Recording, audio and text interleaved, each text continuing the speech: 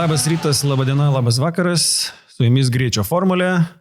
Po ilgos pertraukos susitinkam vėl. Šį kartą mes su kolega Arūnu ir su svečių kolega. Galima tave vadinti kolega jau. Visų pirma, tu galima, tai po visų antrą žinoma, tai Lauryno Matonį. Tai pirmas dalykas, ką norėtųsi paminėti po tokios ilgos pertraukos. Pertrauka buvo ilga. Na, ne mes vieni atostogavom, Formulė 1 irgi atostogavom. Tai pirmas dalykas. Antras dalykas, mes šį epizodą filmuojam studijoje ir filmuojam į studiją, nežinau, Laurynai, ant kiek žinai, bet mes čia ant tokios ribos su Arūnu vis bandom, ieškom pagalbos, tai mūsų Contribui ir Patreono prenumeratoriai pagelbėjo mum, tai šitą epizodą mes su jūsų pagalba, ačiū jums, filmuojam. Ir trečias dalykas, kadangi naujienos visą laiką įdomiau, kai keliauja trijulėse, tai mes esam tryse. Ir dalį biudžeto išleista buvo, kai matot ant Lego, dėl to ir vėlavo. Ne. Čia beje ilgos pertraukos metu aš pasiekmė. Čia ilgos pertraukos metu pasiekmė. Ten su dukra mes ir dubulė beje. Dukra bazę pakūrė, bet po to ją irgi atsibodo, nes jį prie Formulės 1. Ar dėl to, kad partneris išėjo ir liūdna buvo? Ne. Sako, tiek to jaučia. Jei buvo užsiėmimas atostogų metu. Na, okei. Tai va, tai šiandien apie ką? Šiandien turbūt apšnekėsim šiek tiek aktualės, kurių prisikaupė turbūt per tas 4 savaitės kartu su mūsų svečių kolega Laurynu. Tada peržvelgsim, kas čia buvo Zandvorte, kas įvyko. Žvilgtelėsim į Italiją ir paprognozuosim Italijos lenktynių rezultatą. Sounds like a plan? Net sunku atsiminti, kas buvo prieš Zandvortą. Aš net atsimenu, prieš žiūrėdamas šitas lenktynės, tikinaus kalendorių, plauko, koks paskutinis etapas buvo, toksai buvo, wow.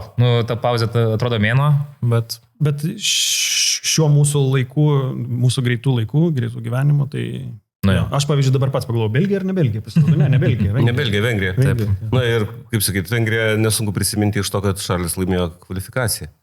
Ir vėlgi pagal tokią trasos charakteristiką, žinoma, jos labai skirtingos, aš turiu galvoju Zandvortą, tai aš tikėjausi geresnės, ko gero, Ferrari formos, negu mes pamatėm. Na, bet apie Zandvortą vėliau grįžtam prie naujienų.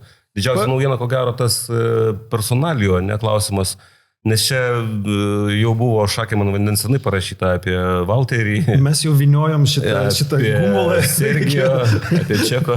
Bet tai visi gerai, aš manau, žinot, tik tais reikia, ko gero, pakomentuoti, ką jūs manot apie tai. Man įdomu, nes, geriausias memas apie tai buvo, man atrodo, kažkuriam socialiniam tinkle mačiau, kad Cadillacas tampa pirmąją Formulės 1 komandą turinčią 2 number 2 driverius. Čia skaudžiai. Čia žinau juos. Beje, čia vienas iš momentų, mano klausimas jums. Žinai, komandos dažnu atveju, pavyzdžiui, McLaren, jie nesako, kad pas jūs yra numeris 1, numeris 2, bet tas išryškėja, tarkim, McLaren išryškėja šiais metais, kad tai yra Piastri. Aš taip matau. Kaip jūs manot, Cadillac, kuris iš tų number 2 bus number 1, kuris bus number 2, ar jie abu bus number 1, ar jie abu bus number 2? Labai skirtingos personalijos, šiaip tiek Bottas, tiek Perezas. Abu labai ilgą laiką buvę šešėlyje antro vairuotojo, turint omeny. Labai sunku prognozuoti, aš net kaip pamačiau tą oficialų pareiškimą. Visų pirma, tai man Perezo pristatymas asmeninėse jo socialiniuose tinkluose priminė tikrai Telemundo. Tai ispaniška kalba, muzika ir tokie, ten gata salvachė trūko tik tai ir kad aš sugrįžtu, nors manęs gal mažai kas laukit vos ne. O Bottas tai visiškai nenustebino, nes buvo tradicinė Boto forma pateikta komunikacija, nes jis šiaip visą sezoną būdamas Mercedeso PR žmogum, reiktų įsakyti taip, dirbo tobulą darbą, jo visa komunikacija realiai buvo skirta tokiem Gen Z kartos millennialsam iš dalies, kad jie suprastų jų kalbą pasakojimo apie šitą sportą, kas yra labai super, ta prasme, viso sporto populiarinimui. Ir dabar staiga šitos dvi jėgos susijungia. Ir dar neoficialios kalbos apie Hornerį. Apie Hornerį nežinau. Paneigta buvo. Aš irgi manau, kad jam ten nebent pakeistų Lodaną. Nebent pakeistų patį vadovą, kuris šitam projektui vadovavo tos 2 metus. Pritrūko motivacijos. I don't know. Bet ar svarbu ten, kuris numeris tokioj Cadillac komandoje, kurie, būkim bėdini, bet teisingi, iš kur jie turės pajėgumo važiuoti kažkur bent arti paskutinės komandos iš tų dabartinių reguliarių 10. Aš gal iš tos perspektyvos, kad kuris iš jų rodys geresnius rezultatus, bent jau ten pirmą pusmetį. Na, kaip sakyti, jeigu skaičiuoti 21 ir 22 vietą rezultatais, tai... Nu, vainu. Okay, ne, galima savo įvairias užduotis, žinoma, keltis, bet aš manau, kad kurį laiką jie patys tą puikiai supranta ir ko gero logiškas pasirinkimas vis tiek patirties ir finansų, kalbant apie Čeko, apie Peresą, nes ten, taip sakant, biudžeto dalį jisai atsineš, manau, labai neblogas. Ir vėlgi apie vairavimą nei Boto, nei Perezo, nieko blogo pasakyti nėra. Ką ten? Per daug gero irgi. O, žinai, ne visi gali būti jie tokie patikimi. Superiniais talentais. Tarkim, Norrisas, fantastiškas vairuotojas, tikrai labai aukšto lygio superinis vairuotojas. Bet va to charakterio, kurio reikia čempionui, tokio egoizmo, tokio kartais beatidariškumo ir panašiai jam trūksta.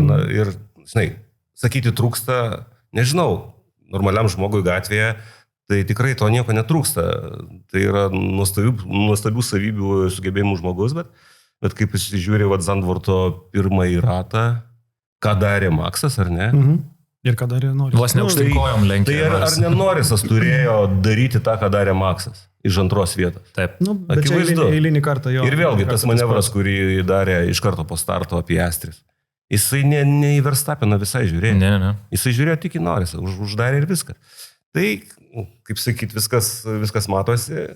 Aš pavyzdžiui sirgčiau, aišku, kad Norrisui sektųsi geriau, bet žinant šituos ribotumus ir kaip greitai tobulėja apie Astris, kaip jisai mato visus tos niuansus ir kaip jais naudojasi, tai, aš sakyčiau, kad Norriso šansai yra... Tai tu manai, kad Botas ir Perezas bus du Norrisai? Įdomi matematika. Nežinau, ta prasme, vėl tai ir Čeko, ir Botas yra vėl kitokios absoliučiai asmenybės. Galima čia svarstyti apie jų privalumus, trūkumus, bet... Kol Cadillakas nesuvalgys, nesugrauš savo stalviršių, dirbdami dieną naktį, kelis metus, aš suprantu, kad jie prisisamdys žmonių iš dabar egzistuojančių komandų ir panašiai su patirtim, bet negimsta tokie dalykai, suklijuoti visą tą darinį vienetą, kuris kaip viena jėga stumia į priekį, pasižiūrėk tokį Ferrari. Jie turi viską, pinigus, specialistus, įrangą, patalpas. Viską turi. Ir... Aston Martinas irgi.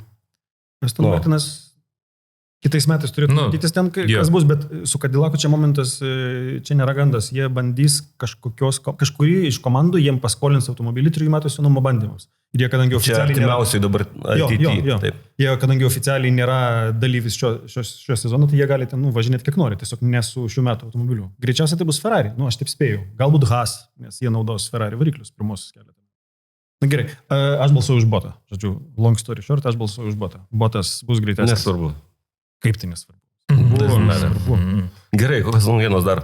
Dar naujienos, kad tas pats Botas pirmame etape pagal galiojančias taisyklės turės 5 pozicijų grid dropą. Pasidakavo, ar Taip. Pas jį buvo incidentas su Magnusenu ir su Perezu. Ne, buvo su Perezu incidentas ir su Magnusenu ir už tą incidentą su Magnusenu jis įgavo baudos. Na tai, bet nestatosi jisaigi iš ten 27 vietos. Įspūdingas vaizdelis buvo sustatę rikiuotėjai. Tai medical caras tai iš vis labai gali stovėti. Įdomus toks momentas su Boto sugrįžimo susijęs. Ok, geras. Nežinai? Ne, kažkaip praleidau, bet labai įdomu. Ne, čia tik tais žmonės, kurie viską į sąsiuvinį užsirašo, gali tokį faktą žinoti. Nes kitaip aš irgi pamirščiau. Gerai, dabar trumpai gal apie sezoną iki šiol. Žiūrėkit, aš čia parašiau savo irgi tokią anotaciją į ką jums šitas sezonas panašus. Daugmaž jo ten 2/3 įvyko, grubiai. Matom ryškiai, kad yra viena komanda, kuri paėgi kovot, ne tai, kad paėgi kovot, o tik tai jį ir iškovos titulą konstruktoriais, kad ir vienas iš jos lenktynininkų bus čempionas. Tai man automatiškai nusipiešė 2016 metai, kurie buvo panašus, o prieš tai panašus metai galbūt buvo 8-8-8-9. Kai taip dviese kovodavo, nekalbu apie vieną automobilį, nes vienas automobilis tai buvo ten 2002 Schumacheris, ten 2004, 2009 Braunas, bet kad abu lenktynininkai eitų labai arti vienas kito, Ar matot kitų istorijoje pavyzdžių tokių? Aš manau, kad nežiūrint į tai, kad dabar paskutinėse 2 lenktynėse, nes realiai jeigu pasižiūrėti į skaičius, tai faktiškai Vengrijos laisvose treniruotėse ir dabar vykusio Zandvorto Niderlandų laisvose treniruotėse galų gale pasimatė tokia dominacija. Bet realiai iki to viskas buvo ten šimtosios. Ir netgi pasinaudodamas kartais tokiu neryžtingumu, klaidelėmis, nenoriu rizikuoti kai kurių, Maksas paimdavo pole pozicijas, Leclerc'as toj pačiai Vengrijoje paėmė.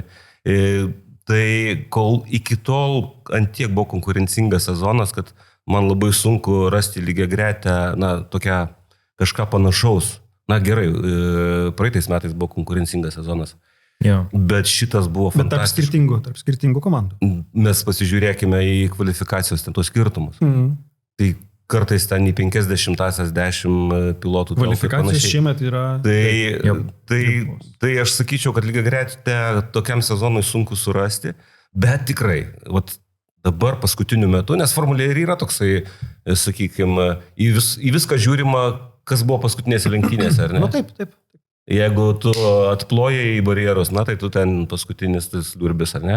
Jeigu tu laimėjai Dievas, žinai, tai dėl to toks įspūdis ir susidaro, bet realiai sezonas buvo konkurencingas. Aš matau gal tokią, kaip sakyti, priežastį, kodėl McLareno dabar atsiskleidė galbūt persvarą labiau. Tikiu, kad tai vyksta dėl to, kad visi realiai yra jau užsukę kranelius šių metų automobilio tobulinimui. Geras momentas. Kas logiška. Ir tai yra, kad visi prisigaminė įvairių konfiguracijų detalių, kurios labiau tinka ten didesnės, prispaudžiamosios galios mažesnės, ten daugiau aušinimo reikia, mažiau ir taip toliau. Ir su jomis žaidžia važiuodami, adaptuodamiesi prie vienos ar kitos trasos. Bet kadangi beveik visur McLarenas turėjo tą persvarėlę, tai dabar kombinuodami tas jau egzistuojančias detalės, jie vis tiek gauna didesnį efektą, nes daugelis komandų, tas pats Ferraris, tas pats Aston Martinas, tas pats Red Bullis, yra prisigaminę detalių, kurios neveikia. Tu atvažiuoji, uždedi, pabandai, kaip Alonsas sakė, mes prigaminom, sakė, tiek detalių, kurių niekam nafik nereikia. Tai tame ir, ko gero, ir yra dabar atsiskleidęs jau toks didesnis McLareno pranašumas. Čia mano tokia versija, aš nežinau, ar jie galima pasikliauti tokią versiją, galbūt yra kitokių motyvų. Red Bull labiausiai neveikianti detalė yra antras vairuotojas, panašu šį sezoną. Čia gerai pastebėta. Nepadirbėta tarp sezonų. Bet tik tai vieną kartą buvo upgrade'as padarytas. Panašu per mažai. Bet klausyk, aš beveik pradedu tikėti tą versiją, kad nėra vairuotojo, kuris būtų Red Bull komandoje važiuojantis antras vairuotojas. Aš pradedu tikėti. Bet čia vairuotojo ar technikos problema, nes aš manau, kad tiek pakeista talentų. Adaptability, tai yra tai, kaip Maksas sugeba tą peilio ašmenim važinėjantį automobilį, kaip jį suvaldyti sugeba. Bet tai važiuoja aplinkui Leclerc'ai, visi kiti. Kodėl, pavyzdžiui, gerai, tokio kalibro vairuotoją perengus iš raudono kombinezoną į mėlyną. Leclerc'as turbūt, mano galva, kažkodėl, man atrodo, kad Leclerc'as galbūt galėtų pavažiuoti. Galbūt. Russellas netikiu. Jos stilius toks. Ir galėtų kas pavažiuoti tikrai Alonso. Magnusas. Nes per visą istoriją Alonso važiuodavo su ko tik tai nori. Ir visą laiką pavažiuodavo. Taip. Taip tokie teoriniai, aišku, pasvarstymai, bet kažką reikia daryti, žiūrint į tokią situaciją, kurioje yra dabar Sunodai, man atrodo, toks ultimatyvus jau terminas paskeltas iki Meksikos. Jo, kažką parodyti. Bet Sunodas irgi tas momentas, žiūrėk, jisai jau kilintą etapą sako, žiūrėkit, aš pravažiavau gerai. Jo pojūtis, tu pravažiuoji ratą, tu nežinau, ten simuliatoriai kokie pravažiuoji ar ten kartingė, taigi tu jauti, gerai ar negerai. Ir tu išlipi pažiūrėti tą laiką, galvoju. Lygiai taip pat ir buvo pataikę šį savaitgalį važiuojant. Antrų kartų pravažiuoju rallyje tą greičio ruožą, galvoju, wow, skridom, 4 sekundės. Tai tu Sunoda buvai. Visiškai. Tai dar blogiau, tai dar labiau tave spaudžia, nes tau atrodo, kad tu padarai viską, kad suvažiavai gerai, nepadarai klaidos, o laikas rodo. Žinai, vėlgi, Zandvorto trasa man ko gero arčiausia tokio suprantamo lygio ir lygio tiek suprantamo, kad galima pasidalinti tokiais pastebėjimais. Russello ko gero buvo pastebėjimai po kvalifikacijos, sakė, kad labai subtilus dalykas, sakė, šiek tiek reikia kantrybės toje trasoje, nemažai užtestų posūkių, aišku, pasvirimai labai keičiasi įvairiai. smėlio atpučia. Reikia tam tikros kantrybės, tai yra vos ne, žmonių kalba paprastų kalbant, reikia aukoti pirmus posūkius, kad nepaslystum nei kiek. Nes raudonos padangos faktiškai, jeigu tu šiek tiek paslydai, jos perkaito. Ir tada tu prarandi kelis posūkius po to sekančius. Tai yra, kad tu jau rato niekaip negalėt gaivinti. O faktiškai aukodamas kažkiek tai pirmą posūkį, sako, tu pradedi tiesiog jausti ateinantį sukibimą. Vis labiau ateina. Tu tik tais turi neperžengtos slydimo ribelės. Kas ten buvo. Kurie peržengė kelis kartus. Su Lecleru, su visais ten buvo, žiūri, kaip, nes matosi, tai priekis, tai galas lysta. Ten tokia iš tiesų yra komplikuota trasa. Aš net neįsivaizduoju, jeigu nebūtų Verstappeno, kad tokia trasa ateitų į Formulės čempionatą. Tai... Nebūtų. Nes jie yra visiškai... Jinai vidury nieko yra. Ten yra 200-300 metrų iki paplūdimio. Ten paplūdimys, taip, už kopos. Taip, starto finišo tiesiogiai yra. Taip, lygiai rečiai. Ten dviračiai suvažiuoja minios vietiniai ir viskas. Ten, žinai, nuvažiuotum, pasižiūrėti lenktynių, tai, gerai, rastum dešrelių kažkokiu atvežtų, bet ne tai, kad ten nueitum kažkur į kažkokią vietą pasidėti, pavalgyti, pašnekėti. Olandija turi Zandvortą, mes turim 1000 km trasą. Yra paralelių tam tikrų. Biški gal toliau nuo pajūrio, tik tai Palangos trasa, bet... Yra tam tikrų ir trasos, tokių ribojančių faktorių, ribojančių trasą. Ant viaduko užvažiavimas, ganėtinai status. Pasvyręs šiek tiek. Ir orai labai permainingi, ypatingai šių metų lenktynės Palangos parodė, kaip gali 5 debesis praeiti, o vienas taip duot, kad jau... Bet tai klasika, man atrodo. Taip. Bet tu nieko negali žinoti, bet kaip ir strategijos. Šiaip įdomi paralelė, nes kai pagalvoji Formulės 1 inžinieriai ir netgi Palangos inžinieriai, komandų vadovai, tu negali žinoti, nes mes šiemet turėjom per lenktynės Palangoje 5 rimtus debesis, kurie vis praeidavo pro šoną. Galiausiai atėjo 6, kuris likus iki finišo 40 ratų galėjo būti trumpiausias lenktynės istorijoje per visą 26 metus, bet jis praplyšo, raudonos vėliavos, safety carai ir viskas. Ir sunaikino bet kokius šansus tokiem rekordam pasiekti. Taip. Tai tas pats Zandvorte, ten turėjo būti daug naglių šulių pasamdyta komandų, kad nuspėt strateguoti, nes vėjai, šiukšlės ant trasos smėlis tas pats. Matėm, kas paskui būna. Čia aišku, gal ne toks pats sportas ir panašiai, taip. Bet šį savaitgalį labai panašiai Paragvajuje atsitiko kai vos ne paskutinis greičio ruožas, kuriame pradėjo lyti, vos ne eliminavo lyderį iš pirmos vietos. Kai Ožie gavo vandens ir prado ten ar 20 sekundžių ar daugiau, laimiai nesvarbu. Laimė Ožie buvo prisikrovęs pranašumo apie 40 sekundžių ir jam užteko. Bet, Ožie dažnai mes galim pamatyti tokį įsižeidusį. Nes, pavyzdžiui, jisai lietų gali priimti kaip asmeninę nuoskaudą. Kažkas čia, supranti, palijo ir vos netėmė iš jo pergalės. Jis toks piktas stovėjo, kol galų gale, žinai, Paragvajaus prezidentas, įsivaizduoja? Atėjo prezidentas įteikti nugalėtojui apdovanojimą. Vat koks lygis yra, žinai, sporto tokio. Nežinau, pas mus VRC plungė irgi lyjo ir visi atvažiavo puikiai. Tikrai buvo pasiniam greičiu ruožu irgi panašių etapų, bet taip neašarojom. Bet, žinai, ir Lietuvoje tas lietus iš ralio nepadaro absoliučios loterijos, nes Paragvajuje yra virš 80% paviršiaus molis. Tai mes visi įsivaizduojam, kas yra molis ir vanduo, kas darosi. Tai nešlapės žvyras, tai yra šlapės molis. Bet grįžtant į Olandiją, ar tą lietų, kuris ten buvo, ar galima vadinti lietum? Nes lietos padangos nebuvo. Jeigu niekam nereikėjo net tarpinių padangų. Bet Luisas kažkaip sugebėjo ten... Tai bet jam lietus tas ir nepadėjo. Tokią nepatyrimo, sakyčiau, pamoką pasidaryti savo. Aš vieną dar turiu, mes jau į Zandvortą taip įsigilinome. Mes lapverčiamės, mes skubam, klausyk, formulėje niekada nestovi vietoje. Vienas gandas, pakomentuokit, Porsche perka Racing Bulls. Yra gandas. Pirmin. Aš tai už. Nežinau, kiek tai tiesa, bet Porsche yra stiprus brandas motorsporte visam. Tai yra, kad Porsche'as bandė su Red Bullu ateiti į Formulę 1. Argumentacija kokia? Argumentacija tokia. Porsche bandė ateiti 2002 ar 2003, neatsimenu, dėrėjosi. Ir lygtais Horneris buvo vienas iš tų, kuris labai priešinos. Gali būti. Ir dabar jisai yra atleistas? Ieško darbo? Porsche'as norėjo komandos dalies. Tai yra... nuosavybės norėjo. Tokia sąlyga Porsche buvo ir su tuo Horneris nenorėjo niekaip sutikti.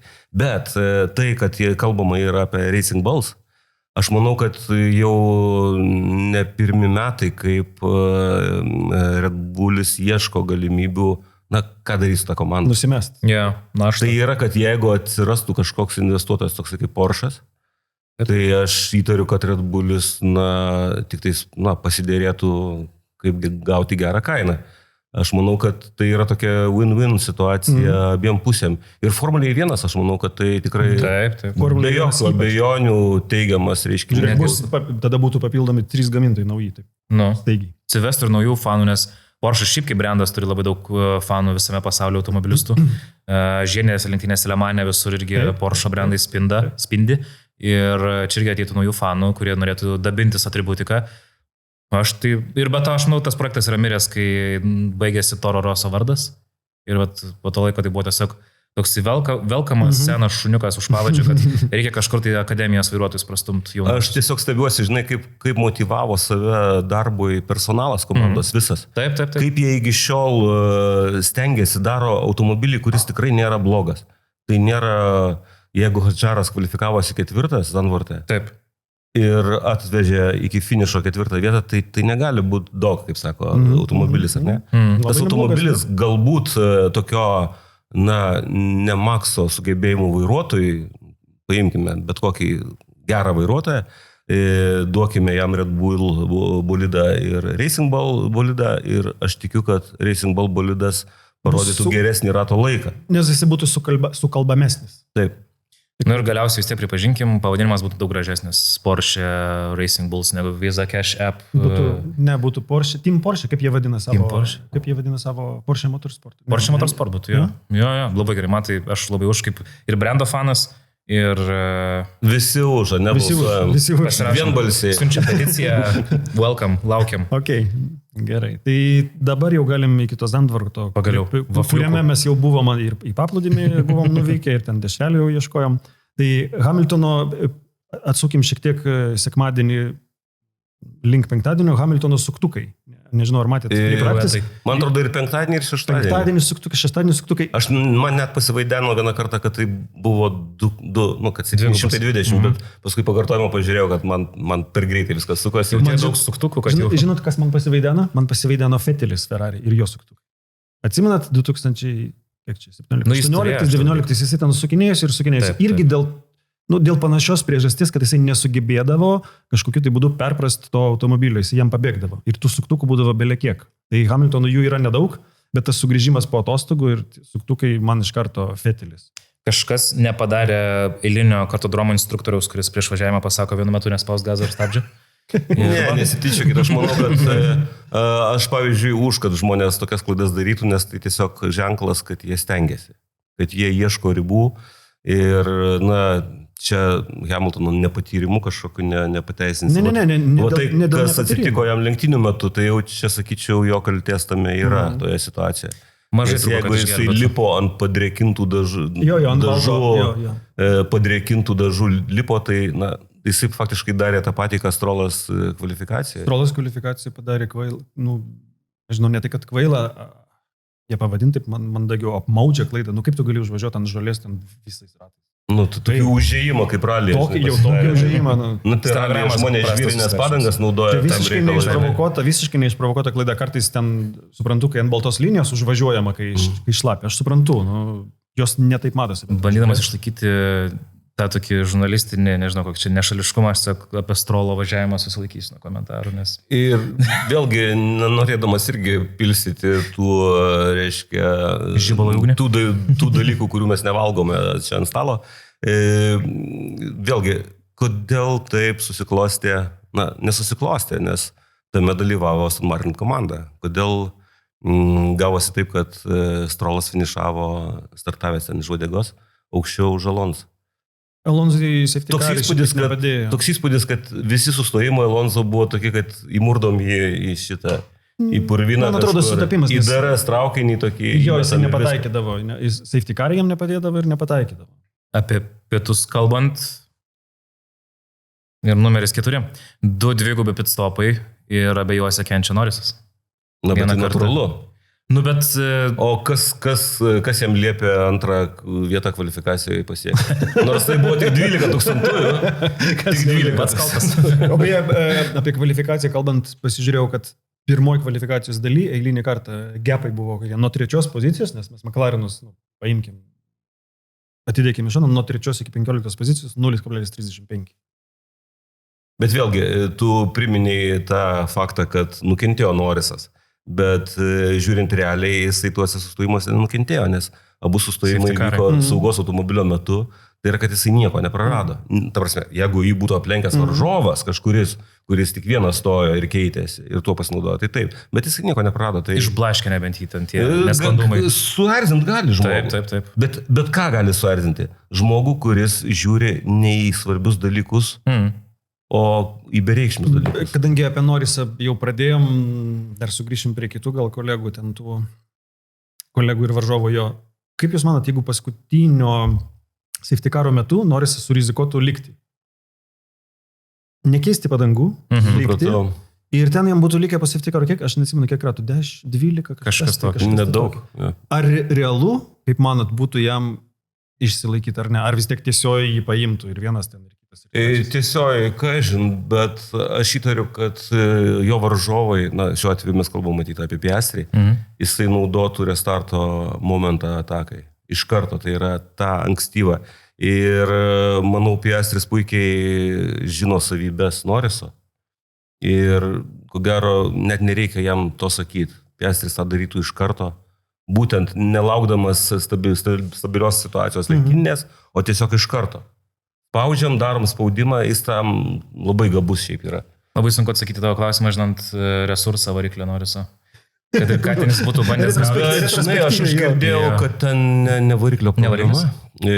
Aš girdėjau, kad lūžo kažkas važiuoklėje ir kažkas prakirto matyti ar aušinimo, ar tepimo sistemos, ar hidraulinės sistemos. Jisai dar per radiją sakė, man atrodo, kažkas... Jisai apie kvapą kažką. Ir tas dūmas nebuvo toks labai mėlynas, kaip būna varikliui pasibaigus gyvenimą. Nežinai, kaip variklis baigėsi, tu ten to dūmo tiek būna. Na, šiaip jau būna puta tokia, kaip drifte. Ekskursas ir 2003-osius, kaip BMW varikliai degdavo, būdavo grožis. Žiūrovai taip.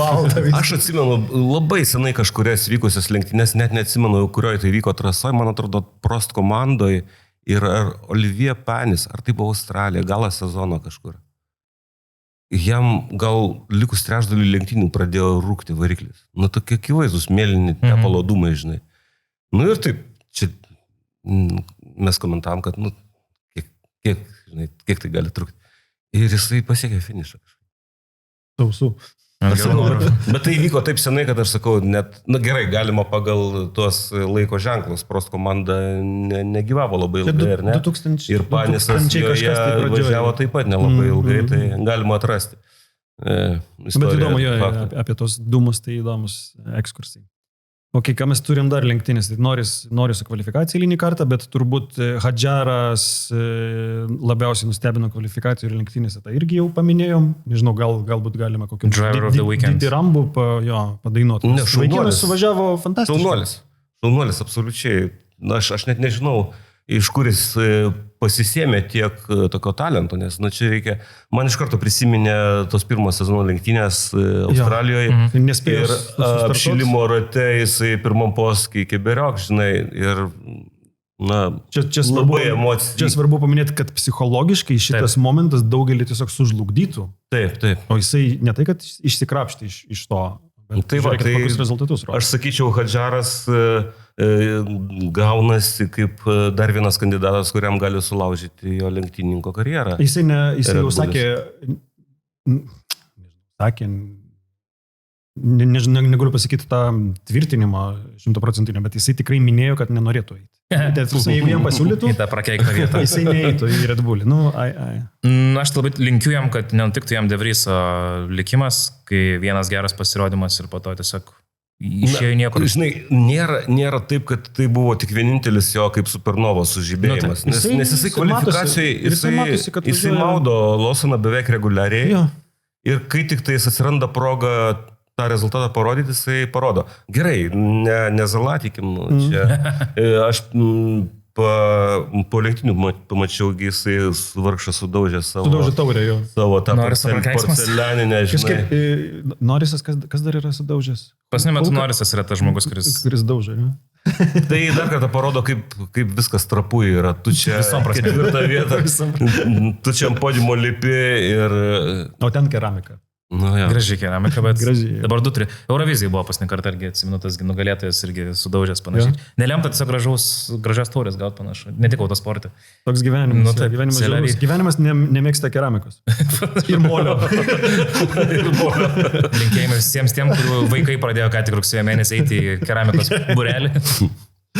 Ok. Kas toliau? Dabar galbūt lenktynės. Lenktynėm aš pastabą tokią, kai pasižiūrėjau iš kvalifikacijos į lenktynės, kokios padangos, kokie mišiniai liko. Ferrari buvo vieninteliai, kurie pasiliko naują padangų komplektą geltoną ir nei vieno, nei raudono, nei balto naujo neturėjo. Tai kodėl raudono neturėjo, aš suprantu, nes kvalifikacijoje nepavažiuodavo, panaudojo dar vieną, bet kodėl baltas padangas naujas panaudojo šeštadienį ir nepaliko sekmadienį, šito nesupratau. Vienintelė komanda buvo, kuri nepaliko savo... Matai, tas baltų padangų naujumas, jisai gal labai mažai turi dividendų tame.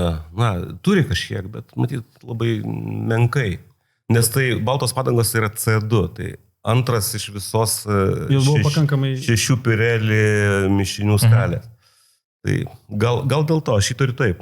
Bet kad Maksas turėjo naujų raudonų likusį komplektą ir kad jis naudos į startui, aš tikrai netikėjau. Bet... Jo. Vienintelis reikiuotė, man atrodo, kiek pamenu. Bandė pažaisti. Jo kolega su raudonom startavo. Ir man atrodo, dar buvo pora vaikinų su raudonom. Bet mažuma vienai per kitą. Taip, mažuma.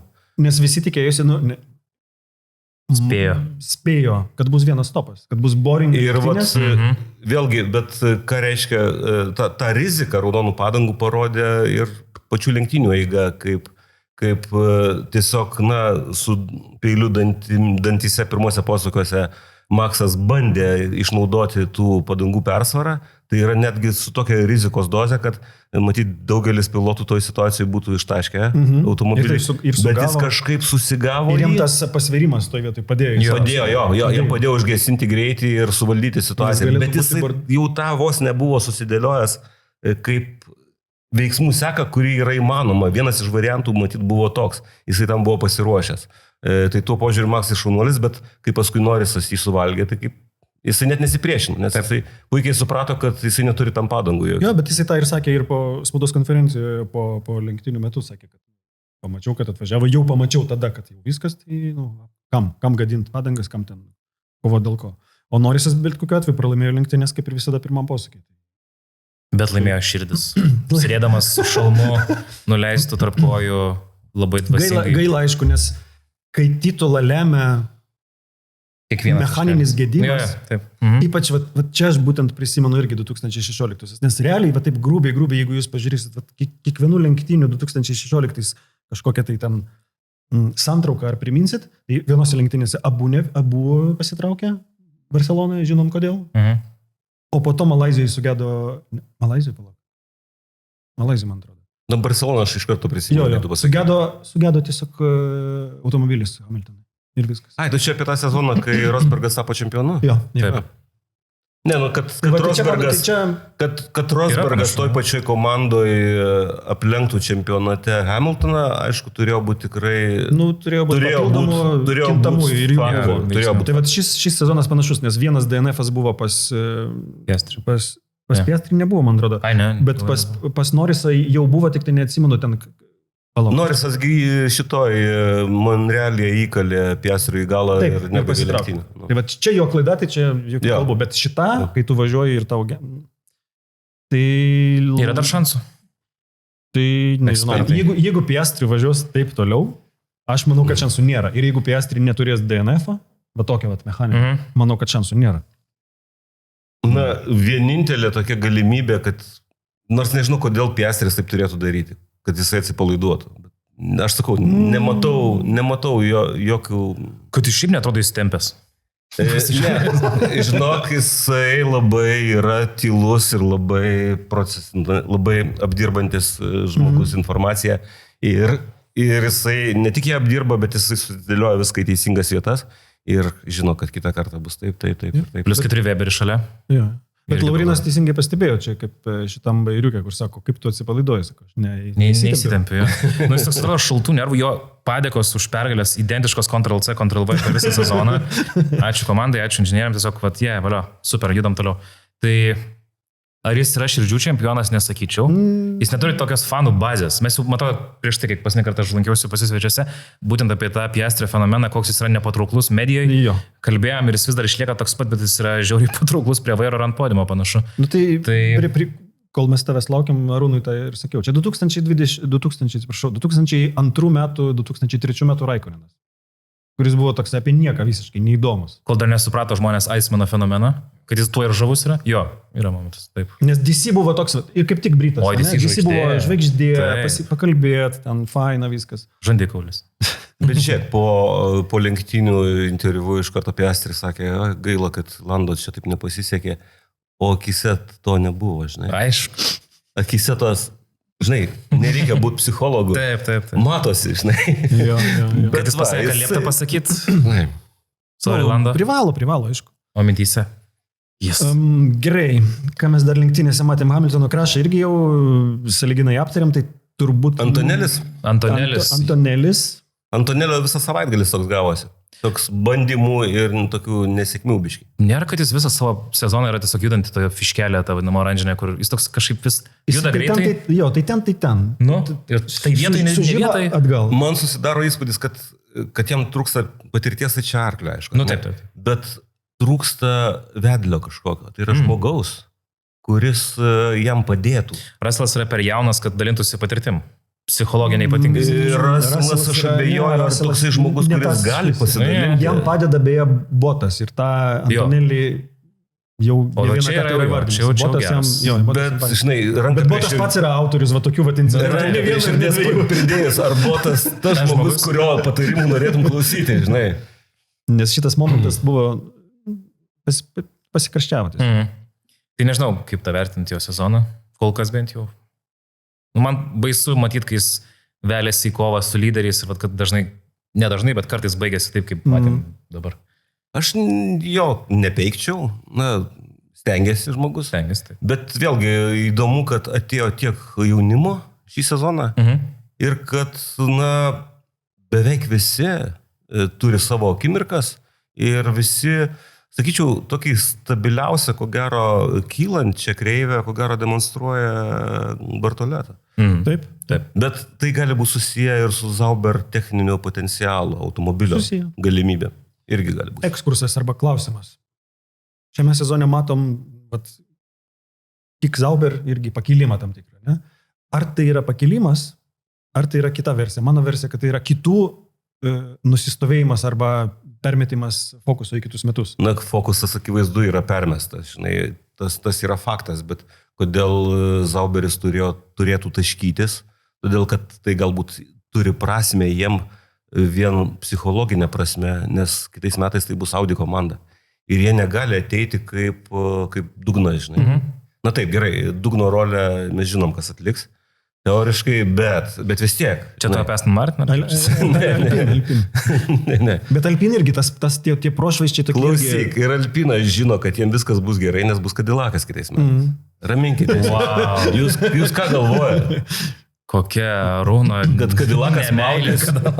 Ne, aš ne meilė, bet aš tiesiog, kaip į realybę bandau žiūrėti. Negali komanda ateiti suklijuota galbūt iš specialistų, iš žmonių žinančių savo darbą ir panašiai. Bet tiesiog jinai nesusiklijuos per tokį trumpą laiką. Brown GP to paprieštraut.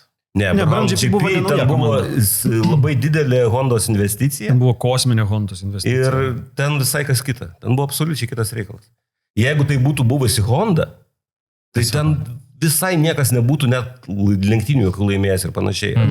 Apart Hondos. Panašiausias, žinot koks, aš dabar išgooglinau, panašiausias debiutas buvo toks iš nieko, kur komanda atėjo iš nulio, tai Toyota, ne? 2002, kurie ruošėsi irgi ilgus metus, atėjo iš nulio ir rezultatus, nes aš neatsimenu, pažiūrim, kokią jie vietą užėmė. Jie užėmė 10 iš 11. Ir jie 9 minardį 10 atsijimu savo žodžius. Tikrai negaliu garantuoti, kad Cadillakas bus paskutinis. Taškelis ten kelia. Vien dėl to, kad naujas reglamentas ir aišku, gali būti komandų, kurios bus smarkiai prašovę. Nes iš to, ką kalba Pirelis apie kitų metų padangas, kurioms Pireliui reikia informacijos, kad jas teisingas padarytų padangas.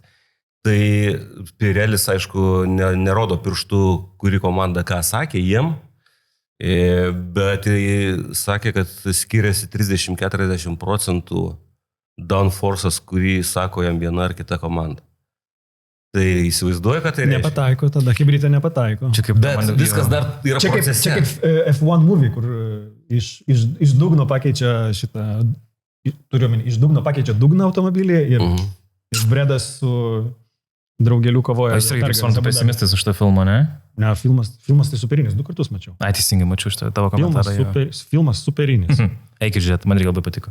Žiūrėkit kaip filmo, ne kaip dokumentika F1. Žiūrėkit ne kaip ten vaidybinis Hollywoodo filmas. Čia ten nubaustų, taip nubaustų. Jūs aptarėte šitą temą, ne? Kaip suprantu? Filmo. Aš prieš porą epizodų vėluoju su savo, bet man vis dar skauda, kai internete žmonės, ekspertai, autofanai, lenktynių visi komentatoriai sako, nesąmonė netitinka realybės. Animacinis filmas ratai irgi. Čia daugmaž pilotai susėda naikintuvą ir sako, Top Gunas tokia nesąmonė, ne? O šiaip apie tos visą nesąmonę, tai va.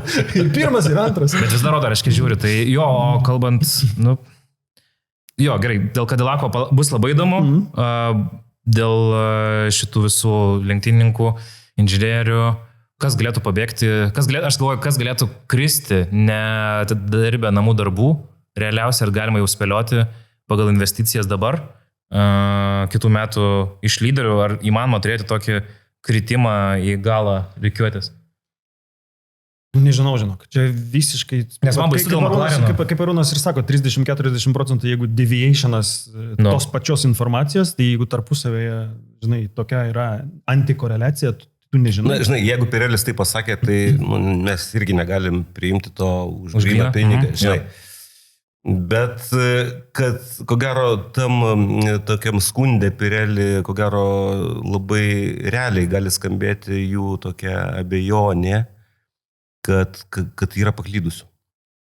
Jeigu jie negauna informacijos tam, kad padarytų padangas, kurios būtų tinkamos ar ne, tai jie patys yra susierzinę, bet taip pat girdi matyti susierzinimą ir kai kuriuose komandose, kurios yra matyti šiek tiek paklydę ieškojimuose ir neradimuose kažkokių dalykų. Apie kitą sezoną, jeigu mes dar gyvosim toliau, tai turėsim progos pašnekėti tarp sezonėje, ne, kažkada apžvelgti ir padangų 26 metų niuansus ir tai, ką šnekama dabar labai nemažai, kad dauguma tų lenktynininkų, kurie šiemet turi problemų su automobilių suvaldymu, tas pats Hamiltonas, nežinau, ten dar kažkas, tai specialistai šneka, kad 3 metais jiems bus lengviau, bus natūralesnis tas automobilis, jo valdymo charakteristikos. Šiaip tai idėjom tarp sezoniai turim nemažai lietuvių dirbančių F1 komandose. Būtų visai įdomu.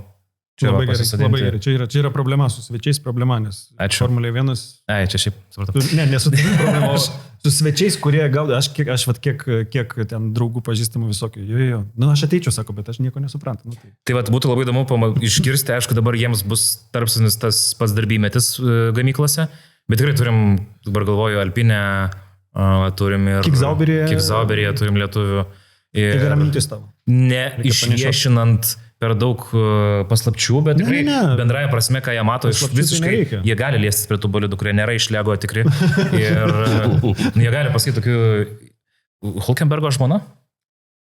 Čia tu labai slidžiam keli. Iš Sėdos visai ten Žemaitė atvažiuos papasakos, sakys, Niko pasakoja, kad gerai, arba kad nerandam padangų kaip. Čia labai įdomu. Tai būtų įdomu, jo. Gerai, tai išsiplėtėm, bet labai faina, kad išsiplėtėm, liko 2 momentai, 2 incidentai arba 2, nežinau, nevadinkim avarijom, bet 2 incidentai, 2 momentai. Pirmas, tai yra Leclerco lenkimas prieš Russellą, mano galva, jisai aplenkė į užtrasos ribų. Taip, aš irgi. Nes ten, jeigu būtų netgi ne už baltos linijos, o paimkim visą kerbą ir už kerbą pastatykim sieną. Tokia pati, kuri pasitiko Hamiltoną. Arba žolę kokią nors jo. Nu, jo, Ten 3/4 bolido buvo... Man atrodo, visas ralio. buvo išvažiavęs, tiesiog nebuvo video iš viršaus, todėl Jo. nesimatė. Jau atrodė, kad tai 3 ratai, tai su priekiniu, tai su galiniu. Man atrodo, kad jisai aplinkė, už trasos ribų. Bet okei. Teisėjai ką pasakė? Teisėjai pasakė, cool. Prasme, incidentas buvo, tas momentas buvo fainas, žiūrovo prasme. Žiūrėk. Toks kartinginis lenkimas. Aš nenoriu prisimti nei vienos pusės, nes nežinau tiksliai visų faktų, bet gali būti, kad teisėjams sprendimą galėjo palengvinti arba, taip sakant, dovanos iš vienos ir iš kitos pusės, arba, juokauju čia, žinoma. Arba galbūt fizinis kontaktas tarp automobilio Russelo ir Leclerc. Nes labai mažo kontakto būtų užtekę, kad pritrūko trasoje vietos Leclerc'ui. Tai yra, kad jis išslydo, keliais centimetrais. Arba gal jie neturėjo, nes Zandvarte, jeigu pastebėjot, jie, kaip pavyzdžiui, Vengrijoje, jie turi iki šiol naudoja sraigtasparnį. Nežinau kodėl, drono laikais. Vengrijoje iki šiol naudoja sraigtasparnį. Žmonės kai kurie pinigų turi, žinai. Jo, Viktorui Orbanų linkėjimai. O čia naudojo droną, bet ne visose trasos vietose irgi. Netgi garsas girdėjosi per droną. Bet toj vietoje nebuvo jo. Kaip iš viršaus jūros vėjas? Taigi negali kelt droną, kai didžiulis gūsiai. Sraigtasparnis gal labiau. Gal tuo metu jo nebuvo, bet labai padėjo. Bet čia sąmokslas, man vis dar Arūno versija dėl pakišėlės realesnė. Ne, realesnė jo. Žinai, ten skambina Mercedesas. Klausykit, kaip su to sprendimu? Laukiam, Petrai. Kiek? Tiek, gerai. Ferrari skambina. Tai kaip ten buvo su bauda Russellui? Tiek, jo. Gerai, mes pagalvosim. Tai vat perinant prie kito to incidento, jeigu čia humoro galima prieiti, bet prie to kito incidento, kur Sainzas aplinkė Lawsoną, Lawsonas į jį atsitrenkė, paslydo ir Sainzas gavo baudą dėl to, kad pagal tos guidelines nebuvo ten pusė korpus, tai palauk. Čia kaip Kets ir aš sako, kad atbulo važiuojantis praleidžia visą laiką. Tai čia irgi turėtų būti atsakomybė to, kuris įbubina į šoną, o ne nepasirinkęs adekvačiai. Aš kuo toliau, to labiau į tos guidelinesus pradedu žiūrėti skeptiškai, nes reikia turėti smegenis tiesiog. Tai kas į ką išslydo? Nes prieš porą epizodų irgi sakiau, man atrodo, Arūnai, tą momentą. Laikai, kai būdavo galima aplenkti varžovą išorę, pasibaigė prieš, ne prieš 10-metį, bet prieš kokius 5+ metus. Ta įnešė trendą labai Verstappenas, kas be bandytų lenkti išorę, visą laiką uždaromas. Ir uždaromas tol, kol nesusilygina. Tam, kad pagal guidelinesus aš būčiau teisus. Taip. Bet taip neturi būti. Taip pat tas labai perdėtas ribojimas, weavinimo, tiesiogiai, tarkim, kiek kartų gali pakeisti trajektoriją, priekį važiuojantis, besiginantis. Nuvelnės, matai, tokie incidentai, tokie lenktynių momentai, kai taip aktyviai ginamas ir bandoma lenkti to antro vairuotojo, man tik gražu žiūrėti. Aš tai skaičiu, vingiuoju kiek nors, tai su gyvatėlė. Čia gal saugumo sumetimai, ypač tiesiosiuose. Gal. Matai, kol mes kalbam apie zoną, kurioje nėra stabdoma, tai dėl Dievo meilės tu vingiuoji kiek nori. Bet į vingiavimą žiūri kažkaip atsainiau, nes Camel Straight, Spa arba čia irgi matėm, arba Monzai kartais pamatoma, tai pamatysim kitą savaitgalį, kad daugiau negu daugmaž po 2 kartus pažiūrėjau. Bet šitas negalimumas arba galimybės neturėjimas aplenkti varžovą į išorėje, mane tai biškai siutina. Ir ta bauda Sainzui yra apie nieką. Sainzas irgi po lenktynių. Aš sutinku dėl to, kad toje situacijoje Sainzas nebuvo kaltoji pusė. Jisai važiavo pačioje išorėje, kiek įmanoma, trasoje, jisai neartėjo. Ir ko gero, gal dėl to Norrisas nerizikavo, bet jisai gal dėl kitų priežasčių nerizikavo. Nes aš manau, kad kai užblokavo starto metu Piastris Norrisą, vidiniai trajektorijai užblokavo, aš būčiau šovęs į išorę. Nes Tarzanė galima ir viršui važiuoti ir apačioj. Aišku, nebūtinai jisai būtų toje situacijoje nugalėtojai. Bet pabandyt galėjo. Ir sakau, iš to, ką darė Maksas, tai akivaizdu, kad bandyt galima buvo kažką. Bet čia. Tai šią linksmą gaidą uždarom Zandvarto apžvalgą ir kitą savaitę mūsų lauks Dvigubą savaitę. Kaip ten? Greičio Temple of Speed, ar ne? Kaip tai yra? Nuo 1950 metų. Jo. Čia vienas faktas įdomus, kad kaip ir Silverstone'as, kaip ir Palauk, Monakas. šitas faktas. Žinau, paskainu. Ir aš šį kartą pradėžiau mūsų pokalbį, kad tu čia enciklopedija pas mane buvo, gal aš irgi noriu kokį nors įdomų faktą. Tai bet kitas įdomus faktas, kurio aš pats nebuvau užfiksavęs, ten turbūt žinot, jeigu pažiūrėsit į satellite view, netgi matosi ten to ovalo seno, liekanos. Taip. Ne? Ir jos yra dar apaugusios, bet ten Jos netgi, žinok, Monzos ralyje tie gabalai naudoja greičio ruožo dalimi. Tai yra, bet ko nežinojau, aš galvojau, kad tais senais kažkada tai laikais tai ovalė važinėdavo, pasirodo panašia trasa kaip šita, tada apsukdavo tas ovalas yra trasos dalis. Jo, bet jisai... Kas nori pasižiūrėti lenktynės ten, lenktynės, meninį filmą, kaip ir šitas. Taip. Meninis filmas yra Grand Prix. Grand Prix, gana garsus. Superinis. Tikrai toks fainas meninis filmas, kur, ko gero, nelabai norisi ieškoti ten, ar ten viskas, teisingai, gerai nufilmuota, ar ten teisingai važiuoja. Bet filmas labai kai jisai meninis, ta prasme, kad tau tai nesvarbu, kai tu žiūri į filmą, visai kitaip. Sunkus psichologiškai Ferrari savaitgalis artėja reabilitacija prieš savus. Taip. Nes tikrai bus nusivylę tifosiai, manau. Ir būtent, aišku, gerai, kad tai nevyko Monzai. Aišku, nieko negali žinoti, kas bus. Bet vien dėl to bus įdomu žiūrėti, ar tas sportinis pyktis Ferrario gal duos kažkokių tai rezultatų. Aš tai labai tikėčiausi, nes jeigu tai būtų bėgimas, aš gal net galėčiau patikėti. Maratoną. Tuo, kad tai gali duoti rezultatų, bet... Bet praeitais metais, jeigu prisiminsim, vėlgi čia ant Noriso pavaryti reikia, Norisas pralaimėjo trečiam posūkį, antrose esose pralaimėjo irgi lenktynės, grubiai, ir McLaren pralaimėjo lenktynės, leisdama tam įvykti, nes Leclerc'as laimėjo būtent pasinaudojęs tom keliom sekundėm tarp jų. Tai praeitį metai, ką sako, kad Ferrari ten turi turėti greičių. Taip, ir manau vienas įspūdingiausių sezono lenktynių, kažkaip man Monza visą laiką būna tokia nenuspėjama ir aš manau nusimato labai įdomus savaitgalis lenktynių. Aš tiesą sakant, neįsivaizduoju, kaip lenktynininkai Monzoje važiuoja, nes kai aš ten buvau, stovėjau trasoje. Man irgi tą kelią. Ir kai tu įvertini tai, kad jie ten važiuoja su mažiausiai įmanoma prispaudžiamąją jėgą, ar ne? Kai vairas yra lengvas, reiškia tavo stabdymo kelias realiai ilgas. Greičiai dideli labai. Vidutinis greitis, apie kaip tu gali tokiame važiuodamas, aš stovėjau starto finišo tiesioje ir galvoju, dabar aš važiuoju čia 3:50 ir kaip aš turiu tą stabdymo tašką rasti. Nesgi atiduoti metrų nesinori, ne? Taip. Kaip jie tą daro? Aš idėją, sakau, ranką prie širdies pridėti. Ten yra tikrai žmonės turi turėti tos stiprius kompus galvoj. Kojonės turi turėti. Bėga matematinės simbolus, ar kaip jas ten vadinti. Kojonės, taip. Simbolius. Įvairiausius simbolius matematinius. Duplėnius simbolius. Ten jau bet dėl to ir žavu, dėl to, manau, ir vyksta nuo 50 metų ir dėl to šiaip daug lietuvių važiuoja žiūrėti būtent tą Grand Prix. Vengrija, Spa, dabar jau Zandvoortas ir Monza, aš kiek žinau, 4 yra populiariausios destinacijos. Aš gyvai, tiesą sakant, buvęs esu tik tai, aš Spa buvęs 12, Nürburgringe 7.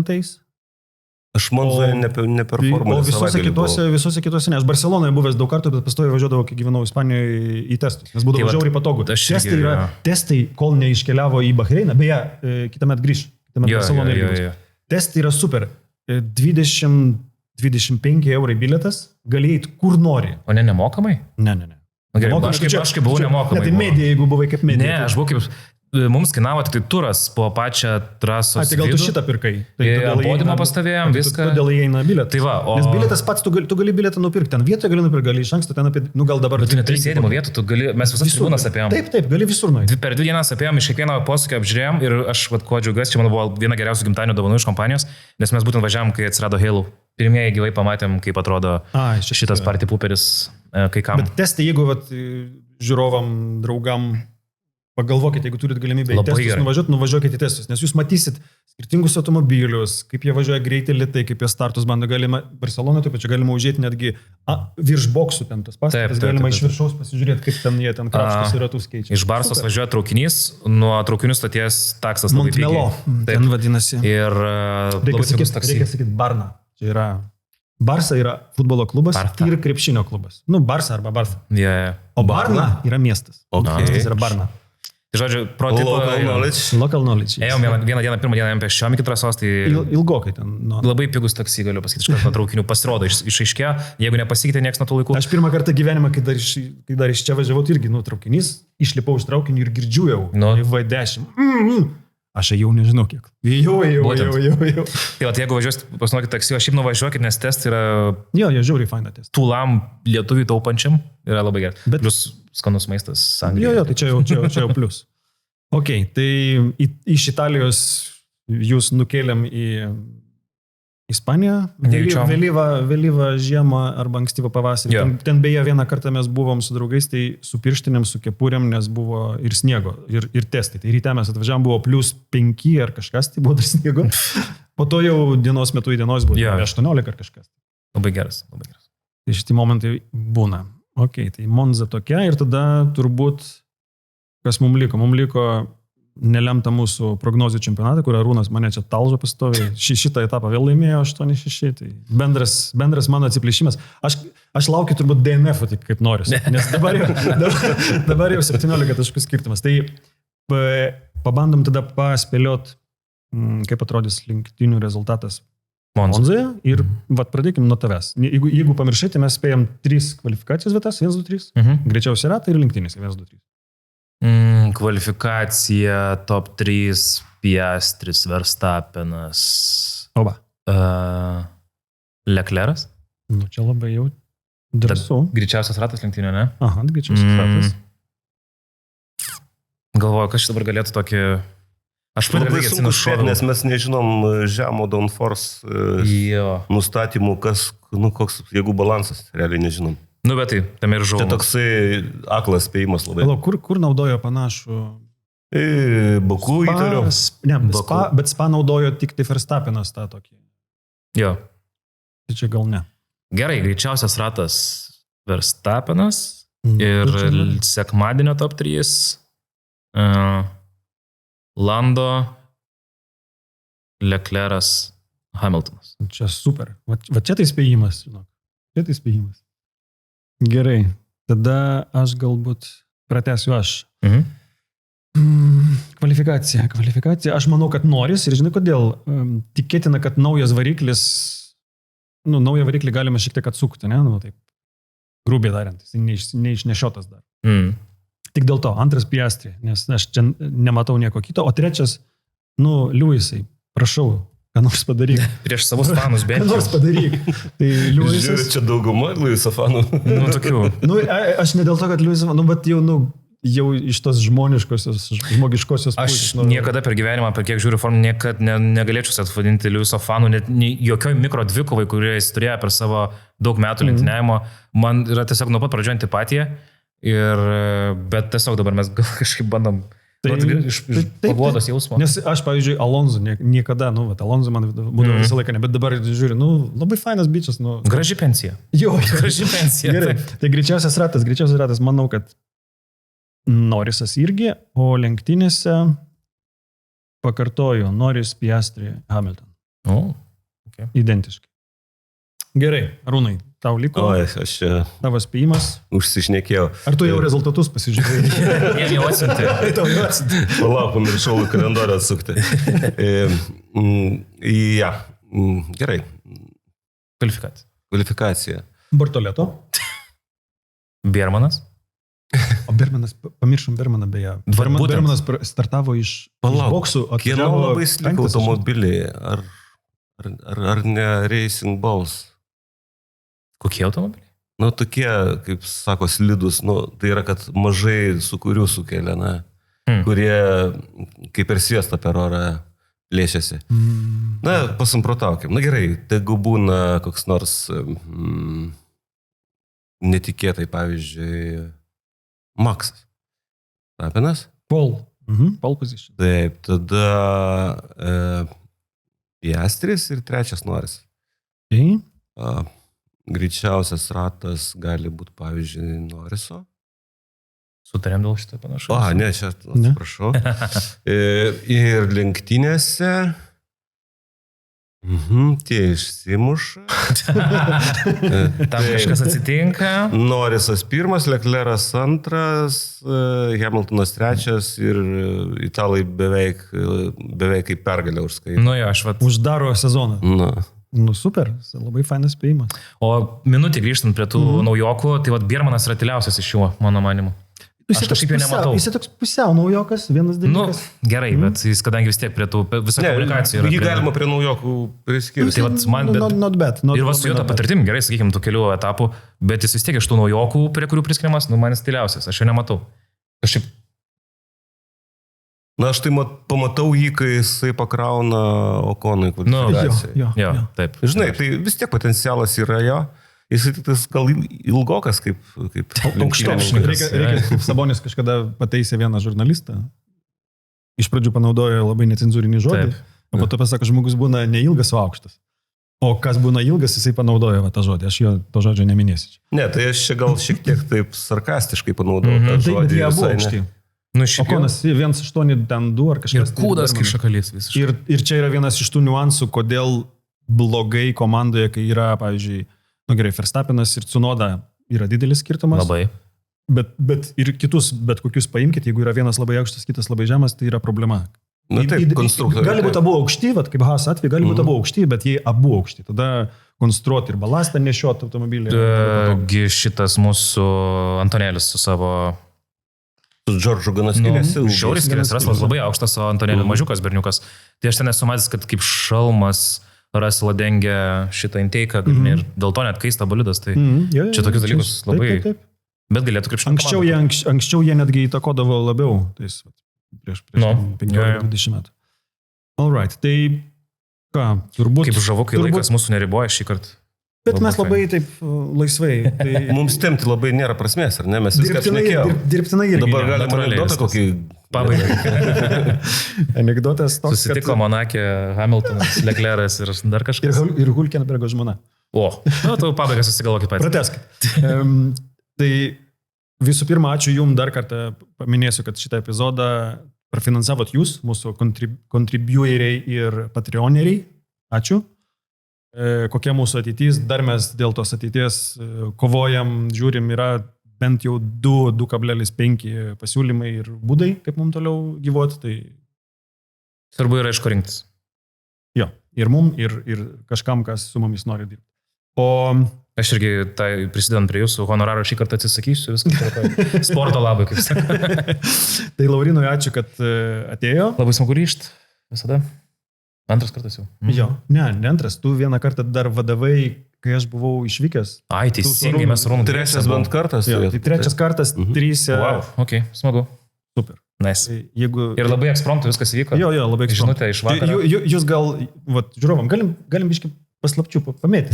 Nes jums atrodo turbūt, kad mes čia tokie, rašom laiškus oficialius. Labai gerbiamas, arba vadyba kokia nors. Gerbiamas Laurinai, ar norėtumėt sudalyvauti? Ne, aš messengerė vakare rašau, Laurinai, žiūrėk, rytoj turi laiko.